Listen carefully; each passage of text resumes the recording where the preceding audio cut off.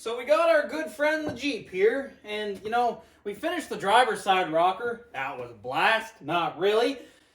How about we do it again, but on the passenger side? You know, how bad could it really be? Is it worse than the driver's side?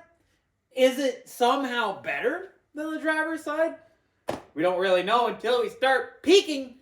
Welcome to I.O. Stable Garage, and let's rebuild a rocker passenger side this time.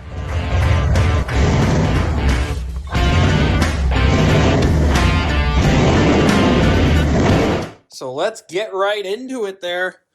That's the rocker on this side. She's, pretty worse for wear. But one bonus is, I think up here on this front, it's actually solid, which is nice. Because we had to completely rebuild that section. And we got the curvature right, which is awesome. Wasn't exactly sure on that.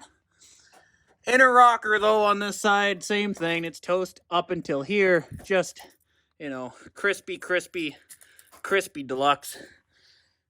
Ooh, it looks really bad, I'm not gonna lie. And then the back is completely gone. Same thing right here. Oh yeah, the mount is completely gone on this guy too. So we got our work cut out for us, much like last time. Not a big deal. So we got the same thing on this side there. We got kind of the slip-on style rocker. And what we're gonna do on this one, same as the last one, we go until we touch the tire. That's pretty much where the rocker goes. But one thing that we will do, make our lives a lot easier, we're gonna put the old hot chop there, the old hot chop, right to it right now, because then we can pull this out a lot easier than it was pulling it out after. That was a lesson we learned the hard way. So that's what we're gonna do. I'm just gonna chop this lightly, basically get rid of all the extra stuff, and we're gonna gouge out that spray foam right now, get that done, and then we can actually put the rocker on. That way we're not fighting with everything underneath, at least in theory.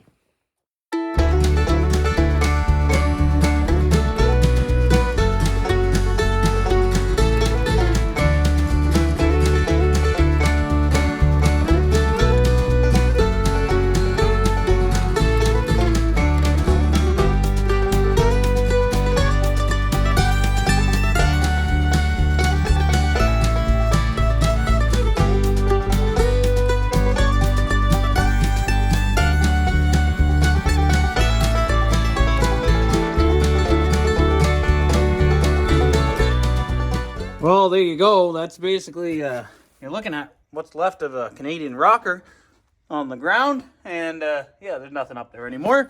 So we got spray foamage, but we cleaned it up mostly right now so we don't have to deal with all the super rot underneath and try to cut that out and everything right now. We can get it right now. So, well, that's awesome. So, let me clean all that up, and then we're going to start doing a cut and butt on the main rocker on the outside. You know, really brings home the term rust bucket. Still got all that underneath. But, most of it fits inside, 1 5-gallon bucket. But, yeah.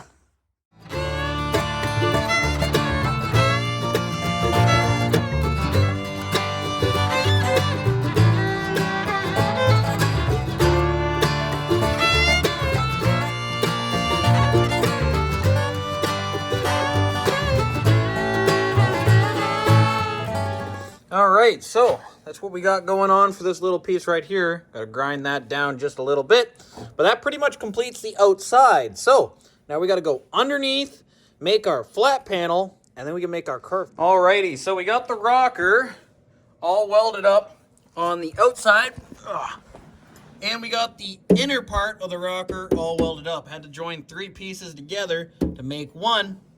Now we just got to do that kind of 90-degree lip piece that will join up to this fella over here, this fella right here, and that fella down there. And then we got to do that back dog leg, whole bunch of stuff yet.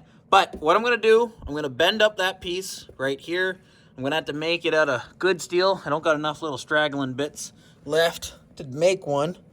But we'll measure it off, we'll put her in, we'll weld her up, and then we'll start working on that dog leg. We're in good shape.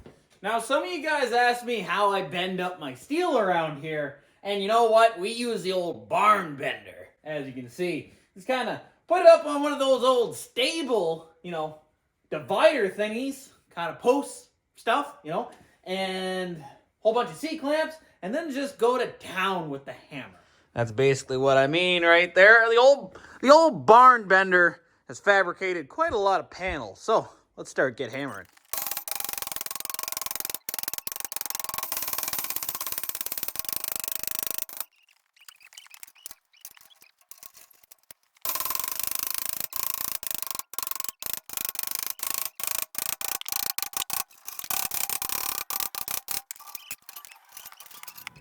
All right, so we got the inner rocker all in. Tacked up top where we could, but it's tacked to that inner rocker piece. So that we have the outer, inner wall, and then the inner rocker. It's all nice and solid. It's not going anywhere, which is awesome. And then we also have that construction adhesive that we're going to put on. I'm going to clean the sugaring off, and then these guys are pretty much all set to go.